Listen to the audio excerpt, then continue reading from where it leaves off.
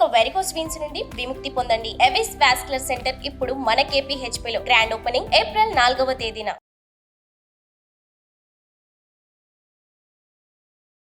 నమస్తే, welcome to Suman TV. నేను మీ అమ్మి. ప్రస్తుతం మనతో ఉన్నారు ప్రముఖ ఆధ్యాత్మికవేత్త, ప్రముఖ జ్యోతిష వాస్తు పండితులు డాక్టర్ గుండపూడి శివ సుధీర్ శర్మ గారు ఉన్నారు. గురుగారితో మనం మాట్లాడదాం. నమస్కారం గురుగారు. శ్రీమాత్రే నమః, శ్రీ గురుభ్యో నమః. గురుగారు, ఈ క్రోధీనామ సంవత్సరంలో అసలు ఈ 12 రాశుల వారికండి ఏ విధంగా ఉంటుంది? ముందుగా మేషరాశి కాబట్టి ఈ రాశి వారికి సంబంధించి ఆదాయం కానీ వ్యయం కానీ రాజపూజ్యం అవమానం గురించి తెలియచేయండి. మేషరాశి వారికమ్మ ఈ సంవత్సరం శుభదాయకం అని చెప్పవచ్చు. ఆదాయం 8, ఖర్చు 14. ఇక్కడ శుభదాయకం అని చెప్పారు, ఖర్చు ఎక్కువ ఉంది, ఆదాయం తక్కువ ఉంది. దాని గురించి చెప్తాను. రాజ్యపూజ్యం 4, అవమానం 3.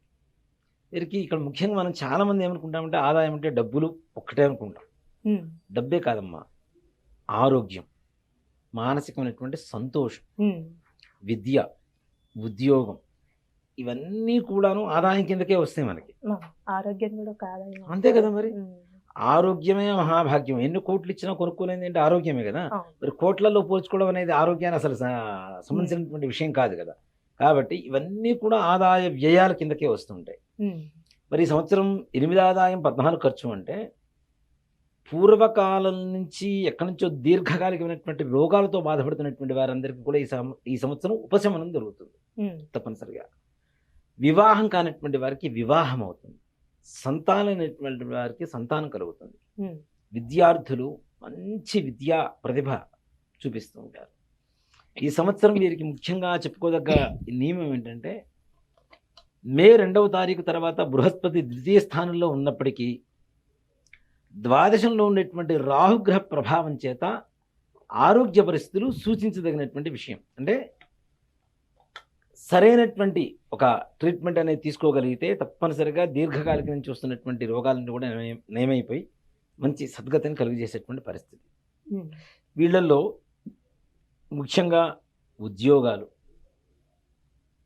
ప్రమోషన్స్ ఏవైతే ఉంటాయో అంటే అసలు ఉద్యోగం లేనటువంటి నిరుద్యోగులకి మంచి ఉద్యోగం దొరికేటువంటి అవకాశం, ఉద్యోగం చేస్తున్న వాళ్ళలో మంచి ఉన్నత పదవి కావాలి అనుకునేటువంటి వారికి ప్రమోషన్. విద్యార్థులకండి విదేశీయానం ఉందంటారా? అంటే కొంతమంది ఉద్యోగం అక్కడ చేయాలనుకుంటారు స్టూడెంట్స్ సంబంధించి. తప్పనిసరిగా విద్యార్థులు కొంచెం అంటే వాళ్ళని కష్టపడద్దని నేను చెప్పడం లేదు, కష్టపడి చదువుకోవాలి. చదువుతో పాటుగా విదేశీయానం ఏదైతే ఉందో అంటే కొన్నిసార్లు ప్రయత్నిస్తూ ఉంటారు, అది ఫెయిల్ అవుతుంటుంది, ప్రయత్నిస్తుంటారు, ఫెయిల్ అవుతుంటుంది. కానీ ఈ సంవత్సరం తప్పనిసరిగా విదేశీ ప్రయాణ ఆగమనం కనుక పెట్టుకుంటే తప్పనిసరిగా ముందుకు వెళ్తారు. మంచిగా అనుకున్న పనులు సజావుగా సాగుతాయి. అంటే ఎప్పటి నుంచో ఆగిపోయినటువంటి ఏ పనైనా సరే ముందుకు వెళ్తుంది. అలానే విదేశీయానం కూడా వాళ్ళకి సంపూర్ణమైనటువంటి ఫలితాన్ని ఇస్తుంది. ఇప్పుడు వ్యవసాయం ఎలా ఉంటుందండి? ఇప్పుడు వ్యవసాయం వారికి కూడా మేషరాశి వారికి చాలా విశేషమైనటువంటి యోగం. భూమిని నమ్ముకున్నటువంటి మేషరాశి వాళ్ళకి ఎవరికైనా సరే విశేషమైనటువంటి యోగం కలుగుతుంది. నిజంగా అంటే అసలు మన సంవత్సర ఫలితంలో పంటలు తక్కువ ఉన్నా కొన్ని పొలాలు చేసి పండుతూ ఉంటాయి. అంటే పక్కవాడి పొలం పండదు, కానీ ఇంకొకళ్ళ పొలం మాత్రం ఎక్కువ అనుకున్న దానికంటే ఎక్కువగా ధాన్యాన్ని ఇస్తూ ఉంటుంది. అలాంటి వాళ్ళలో మేషరాశి వాళ్ళ ఫలితం కూడా ఉంటుంది తప్పనిసరిగా. కాబట్టి వ్యవసాయ వృత్తిలో ఉండేటువంటి వాళ్ళకి ఎవరికైనా సరే లాభదాయకంగా ఈ క్రోధినామ సంవత్సరం ఉంటుంది. ఇప్పుడు రియల్ ఎస్టేట్ రంగం ఎలా ఉంటుందంటే ఇప్పుడు కుజుడు అధిపతి దానికి సంబంధించి అట్లానే అంటే ఇప్పుడు మనం వ్యవసాయం చెప్పుకున్నది కూడా భూమికి సంబంధించింది. అది బాగుంటుంది కాబట్టి తప్పనిసరిగా రియల్ ఎస్టేట్ రంగం వారికి కూడా మంచి లాభదాయకమైనటువంటి యోగం కలుగుతుంది. రాజకీయ నాయకులకండి ఇప్పుడు రాజకీయ నాయకులు మేషరాశిలో ఉండేటువంటి వాళ్ళకి మధ్యస్థంగా ఉంటారు. మరి ఉన్నతంగా ఉందని చెప్పడానికి లేదు, మరి అసలు బాగా లేదు అని చెప్పడానికి అంతకంటే లేదు. మధ్యస్థంగా ఉంటుంది, కానీ పర్వాలేదు. వాళ్ళు అనుకునేటువంటి స్థాయికి నిదానంగా చేరుకుంటారు తప్పనిసరి. అలాగే ఇప్పుడు కోర్టు సమస్యలు ఉంటాయండి, చాలా పెండింగ్ లో ఉంటాయి. వాళ్ళకి సంబంధించి ఎలా ఉంటుందంటారు ఈ సంవత్సరంలో? ఈ కోర్టు వ్యవహారాలకు సంబంధించింది ఏవైనా సరే వాళ్ళ ఫేవర్ గా రావడానికి మే లోపల మంచి అవకాశాలు ఉన్నాయి. మే 2వ తారీఖు లోపల ఏదైతే వీళ్ళ కోర్టు వ్యవహారాలు ఉంటాయో వీటిలో వీళ్ళకి ఫేవర్ గా దిగ్విజయం పొందేటువంటి అవకాశాలు సంపూర్ణంగా కనపడతాయి. ఇప్పుడు వ్యాపారస్తులకండి, చిన్న వ్యాపారం కానీ పెద్ద వ్యాపారం, వాళ్ళకి సంబంధించి అసలు ఎలా ఉంటుందంటే? నిజంగా చెప్పాలి అంటే మేషరాశి వాళ్ళలో చిన్న వ్యాపారస్తులు ఈ సంవత్సరం మంచి స్థాయికి ఎదిగేటువంటి అవకాశం ఉంటుంది. మీరు అన్నారు కదా చిన్న వ్యాపారస్తులు పెద్ద వ్యాపారస్తులని. చిన్న వ్యాపారస్తులు వీళ్ళలో 100లో 90% మంది పెద్ద వ్యాపారస్తులుగా రూపాంతరం పొందడానికి మంచి అవకాశం ఉండేటువంటి సమయం ఈ ఈ సంవత్సరం సంవత్సరం ఉంటుంది. మేషరాశి వాళ్ళకి కలుగుతుంది. ఇప్పుడు భార్యాభర్తల మధ్య కానీ సంతానం పరంగా ఎలా ఉంటుందంటారండి? సంతానం అనేది కొంచెం మొండితనంగా తయారవుతుంది. అంటే మ్మ్. మాట వినకుండా ఉండేటువంటి లక్షణాలు ఎక్కువగా ఉంటాయి. అలానే భార్యాభర్తల మధ్యలో కూడా వేరే వ్యక్తుల వల్ల వీళ్ళిద్దరి మధ్యలో తగాదాలు రావడం, ఉమ్, అవి సమసిపోతాయి. చిన్న చిన్న సమస్యలు కానీ పెద్ద చెప్పుకోదగ్గంత సమస్యలు కాదు. కానీ చిలికి చిలికి గాలివానయ్యి పెద్దగా తయారయ్యి ఆ తర్వాత మరలా ఆ సమస్యలు సమసిపోయి వీళ్ళిద్దరు మళ్ళీ అవగాహన అనేది తప్పనిసరిగా కుదురుతుంది. సంతోషంగా ఉంటారు. గురుగారు, ఈ రాశి వారికి సంబంధించి ఈ సంవత్సరం మొత్తం ఇంకా మెరుగైన ఫలితం రావాలంటే ఎలాంటి పరిహారం చేసుకుంటే మంచిదండి? మంచిదమ్మా. ఈ రాశి వాళ్ళకి ముఖ్యంగా రాహుగ్రహం ద్వాదశ స్థానంలో ఉన్నటువంటి కారణం చేత ఉమ్, దుర్గాదేవికి ఎంత పూజ చేస్తే అంత బాగుంటుంది. అమ్మవారి చాలా విశేషంగా ఉంటుంది అమ్మవారికి పూజ చేయడం వల్ల.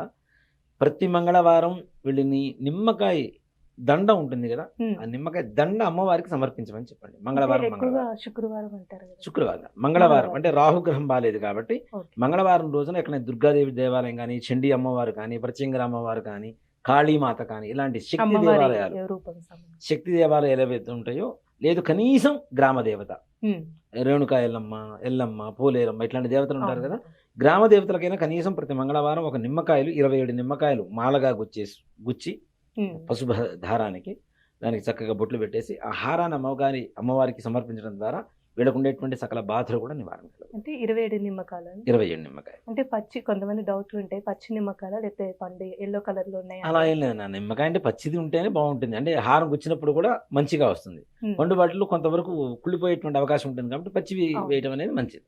ఈ ప్రతి రాశికి ఒక్కొక్క సమస్యలు. ఈ అవును. దేవతలతో పాటు అందరూ కూడా విశ్వరూపంలో ఉన్నారని చెప్పి మనం నమ్ముతూ ఉంటాం. అవునా? ఉమ్, కృష్ణ పరమాత్మ విశ్వరూప సందర్శన సౌభాగ్యాన్ని ఇచ్చాడు అర్జునుడికి. అవునా? ఉమ్, ఆ విశ్వరూపంలో ఏంటి, అందరూ దేవతలు దాంట్లోనే ఉన్నారని చెప్పి నమ్ముతూ ఉంటాం. కాబట్టి ఈ విష్ణుమూర్తి యొక్క అనుగ్రహం కలిగితే సకల కార్యాలు దిగ్విజయంగా పూర్తవుతాయి. కాబట్టి ఇప్పుడు మనం ఏప్రిల్ 9వ తారీఖు ఉగాది రోజు నుంచి ఉమ్, మన హనుమత్ ప్రత్యంగర వారాహ యజ్ఞస్థలి ఎందు ఏదైతే మనం మహాలక్ష్మి సమేత మహాసుదర్శన హోమం చేస్తున్నామో, ఉగాది నుంచి అండి. ఉగాది నుంచి 41 రోజు పాటు జరుగుతుంది. ఇప్పుడు ఈ 41 రోజు ఈ హోమ కార్యక్రమంలో ఉమ్, ఎవరైతే గోత్రనామాలతో లేదా ప్రత్యక్షంగా పాల్గొంటారో వారికి ఈ గ్రహస్థితి వల్ల వచ్చేటువంటి నష్టాలన్నీ కూడాను వెళ్ళిపోయి సుఖమైనటువంటి సంతోషకరమైనటువంటి జీవితాన్ని అనుభవిస్తారు. చాలా చక్కగా తెలియజేస్తారండి. ధన్యవాదాలు. శ్రీమాత్రే నమః. శ్రీ గురుభ్యో నమః. సుమన్ టీవీలో మీ పర్సనల్ అండ్ బిజినెస్ ప్రమోషన్స్ కోసం కింది నెంబర్కి కాంటాక్ట్ చేయండి.